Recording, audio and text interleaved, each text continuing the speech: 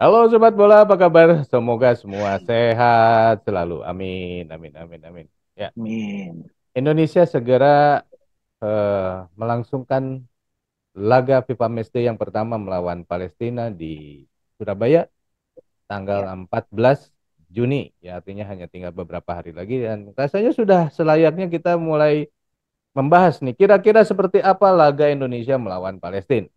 Bro Ibung? ya, ya. Memang Palestina ini, kita tahu ya, di ranking FIFA pun juga di atas Indonesia. Mhm, Dan dia saat ini berada di 93 ranking FIFA. Indonesia mhm, kan 149. mhm, Tapi memang dalam sejarahnya di tingkat senior, Indonesia dengan Palestina pernah ketemu nih. mhm, Kalau nggak salah di Agustus 2011. mhm, Pertandingan dilakukan di Manahan Solo, di mhm, kota Solo ya. Nah, saat itu Indonesia timnas dilatih oleh Wim Reesbergen dari seorang Belanda ya. Dan saat itu Indonesia bisa mengalahkan Palestina 4-1 gitu. wow. Gol-gol dari Bambang Pamungkas, dari Haryono, Christian Gonzalez itu juga bisa diceploskan oleh mereka ke gawang Palestina. Mhm, Tapi terlepas dari itu, kita toh tidak bisa mengukur dari pertandingan yang sudah kurun waktunya juga sudah panjang gitu ya. mhm, Nah, mhm, kalau kita melihat bagaimana Palestina sebetulnya kan negara yang masih dalam konflik ya, mhm, konflik terutama dengan wilayah kekuasaan di jalur Gaza ya, mhm, dengan Israel. Nah, kalau kita lihat dari sejarahnya kan memang sepak bola Palestina itu mulai terbentuk, asosiasi sepak bolanya Palestina terbentuk di tahun 1928 sebetulnya. Sudah cukup lama gitu loh. mhm, Dari tahun 1928. Tapi baru di tahun 1995 Palestina bisa bergabung dengan AFC gitu loh. mhm. Ya, ya, ya. Diakui keberadaan Palestina dan kemudian masuk ke dalam organisasi di bawah naungan AFC. Mhm, 3 tahun kemudian, tahun 98, mereka baru diakui oleh FIFA. Jadi mhm, sebetulnya ini masih masih sangat muda ya kalau berdasarkan pengakuan-pengakuan dari induk organisasi ya, di kawasan Asia maupun di dunia gitu loh. ya, ya. Baru tahun 95 dan 98. Mhm, Tapi memang kalau kita melihat bagaimana Palestina akhir-akhir ini ya, kita mhm, melihat pada kiprah mereka di sepanjang tahun 2002, mhm. 2022 Ya, sampai dengan 2023. ya. 2022 mereka beberapa kali melakukan pertandingan friendly match, itu Mhm, tidak pernah kalah, bro. mhm, Bahkan di kualifikasi Asia pun mereka juga dari 4 pertandingan mereka 4 kali menang. mhm. Memang lawan-lawannya yang dihadapi tidak terlalu menonjol ya, Ya. seperti Bahrain, kemudian Mongolia, Yaman maupun Filipina. Mhm, Nah, tapi itu kan sebetulnya juga negara-negara yang mungkin secara kualitas ya so-so dengan Indonesia dalam hal mhm, ini ya. mhm, Artinya kekuatan dari Palestina sendiri juga tidak bisa diremehkan. mhm, Dan apalagi di sini dalam skuad Palestina sekali ini itu juga pernah apa namanya digawangi ya, dimasuki oleh seorang mantan pemain Persib Bandung, Muhammad Rashid namanya. Mungkin dia mhm, juga bisa memberikan masukan bagaimana sepak bola Indonesia gitu loh. mhm, mhm, Nah, memang tentu ada perbedaan ya antara Persib dengan kekuatan timnas. Apalagi saat ini timnas kita juga dimasuki oleh pemain-pemain yang mungkin secara kompetitif mereka lebih berpengalaman. mhm, Contoh dari pemain-pemain yang abroad seperti Pratama Arhan, Asnawi, Sadil, Jordi Ahmad. Kemudian ada pemain-pemain keturunan yang juga sudah mulai datang mhm, dan dipanggil mhm, seperti Sen Patinama, Sandy Walsh, Ivar mhm, Jenner, Rafael Struik. Itu juga kan kalau misalkan mereka dirasa oleh STY bisa memberikan kontribusi dan perubahan dan sesuai dengan skema dan taktik, bukan tidak mhm, mungkin mereka juga akan turun dalam pertandingan ini. Jadi mhm, sebetulnya terlepas dari susunan ranking ya, kita ada di bawah Palestina yang mhm, juga gapnya juga cukup jauh. Kita mhm. tidak bisa melihat bahwa itu sebagai tolak ukur. Ya, Tapi bagaimana dari pertandingan nanti itu yang lebih penting lagi gitu loh, bro. ya, ya. Nah, kalau melihat seperti itu, apakah Ya, Indonesia itu nanti asuhan Sintayong ini akan menyerang habis dari awal gitu, Bro? ya. Biasanya gini, kalau saya melihat Sintayong ini seorang pelatih yang pintar membaca arah permainan ya. Dia Mhm, bisa mhm, katakanlah dalam 10 menit pertama yang dia lakukan adalah bagaimana dia membaca, reading the game.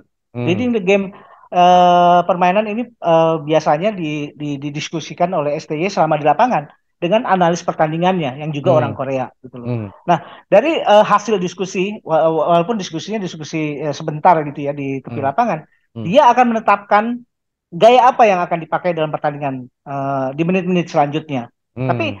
kalau melihat bahwa pada komposisi yang ada di timnas kita, ya kita tidak perlu merasa apa ya, merasa inferior Ya. dengan Palestina gitu loh. Ya. Ya. Karena dalam sejarahnya Indonesia juga kan justru pernah menang dengan Palestina. Ya. Yang sebaiknya sih kalau menurut saya dari sejak awal bahwa Indonesia sudah punya keberanian untuk melakukan penetrasi serangan gitu loh, bro. Ya. Jadi di sini pentingnya adalah mentalnya duluan nih ya. Jangan sampai inferior duluan lawan Palestina. Betul, Ya. jangan inferior gitu loh. Ya. Apalagi nanti kalau lawan Argentina ya. Ya. Pokoknya dengan Palestina nggak ada itu kata-kata inferior gitu loh, bro. Ya. Ya. Ya. Ya. Nah, kalau misalkan nih masalah mental sudah diselesaikan lah oleh pemain Ya, Indonesia. Pemain ya, Indonesia pokoknya akan berjuang habis nih gitu ya melawan Palestina. betul. Kira-kira Indonesia akan menang nggak, bro? Saya yakin dalam pertandingan ini Indonesia akan bisa mengalahkan Palestina. Hmm. Karena ya itu tadi, kita melihat pada aspek mentalitas pemain Hmm. kita saat ini berada di top form ya. Hmm. Sebagai bagian dari momentum kebangkitan sepak bola nasional yang terjadi beberapa waktu ya. Hmm. Mungkin dalam 2 tahun belakangan ini kan momentum itu sudah mulai kelihatan. Hmm. Puncaknya kemarin di SEA Games, Hmm. walaupun itu sebagai langkah awal ya. Hmm. Tapi paling tidak dengan adanya pencapaian-pencapaian, kemudian adanya apresiasi-apresiasi dari pemerintah, apresiasi dari para pencinta sepak bola, Hmm. itu juga kan akan menumbuhkan semangat, menumbuhkan spirit bahwa apabila etos kerja atau effort yang diberikan dalam permainan itu juga begitu kuat, Hmm. tentu akan ada apresiasi dari masyarakat gitu loh, bro. Dan Ya. ini yang sebetulnya diharapkan dari pemain-pemain timnas sekarang gitu loh, bro. Hmm. Oke, berarti Indonesia bisa ya memenangkan laga melawan Palestina. Ya, ini Betul. skornya, bro. Nah, memang gini, sebelum sampai skor ya, sebetulnya dari pertandingan pertama melawan Palestina ini sebetulnya sebuah sebuah step yang bagus ya sebelum kita Hmm. melawan Argentina.